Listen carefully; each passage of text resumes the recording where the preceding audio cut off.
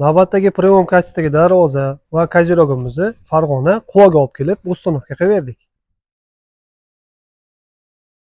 Endi sizlarga darvoza va kazirog haqida batafsil ma'lumot beramiz.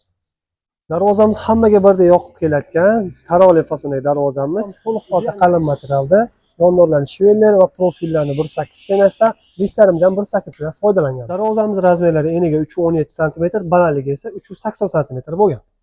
Va darvozamizni kraskalarini mokro asfalt svetda matoviy holatda qilib bo'yab berdik. Matoviy laklar sochilgan, qoralanishga kerakli bir stenkasidan foydalangan. Va shu darvozamizga mos holatda qilib, high-tech uslubda naves ishlarini bitirib berdik.